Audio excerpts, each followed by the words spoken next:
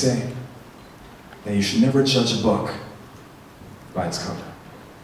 But people very easily judge your clothes and skin color. See, people don't bother to look further under skin, the flesh, and facial expressions. They'd rather stereotype you by the way that you dress, and they'd rather not bother to think for a second that you might be stressing, that you grew up a mess and had a life full of tension. See, stereotyping has become more of a fashion and evolves to genocide when put into action. And as our actions turn into reactions, we ruin our children who have minds full of passion. And so I'd like to share a story about a kid who grew up kind of screwed up and regretted all he did. And I hope that by the end, you won't be as quick to judge, or that you'll drop a stereotype or won't hold a grudge.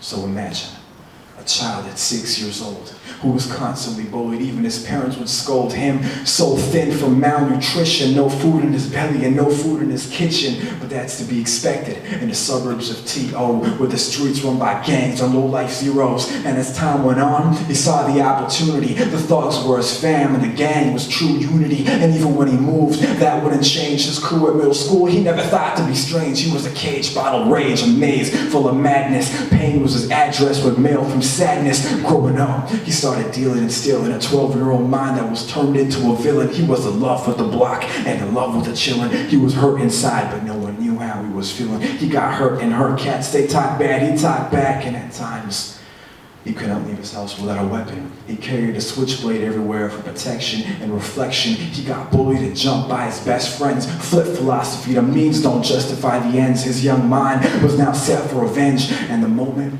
his thug life peaked and deceased was the same moment he was weak in custody of police.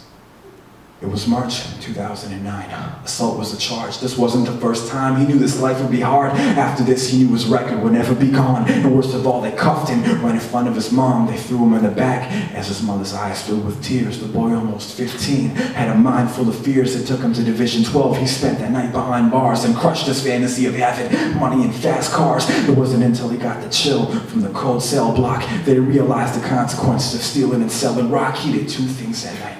He cried, and he thought of those unfortunate who had even less, and how he himself had to be blessed. So he vowed with his head bowed, facing his chest, that he would try his hardest and chase success and give respect back to those who gave him the best. And as his teen entered a period of betterment, his effort towards a positive change became evident. He started giving respect to the nerds with the glasses. He stopped skipping and got above 80 in all of his classes and passes. His now realistic goals, he could use some time management, but now as hard as the cold. He's the kind of person who feeds love to the total population, who wants nothing more than a society with a proper education, and started poetry illustrating his dedication. Now 2 years later, that youth at 17 would speak about his past and material dreams, the gangster schemes, thugs, goons, and crack fiends, the lust and greed to get the green, and fighting past the point in which one would bleed. His past experiences seemed to motivate and make him concentrate to become better. He now works at Cawthra Community Center to make his cheddar. He'd attend conferences to learn and sharpen his mind. He talked to at-risk youth about the man he left behind and preached the fact that his life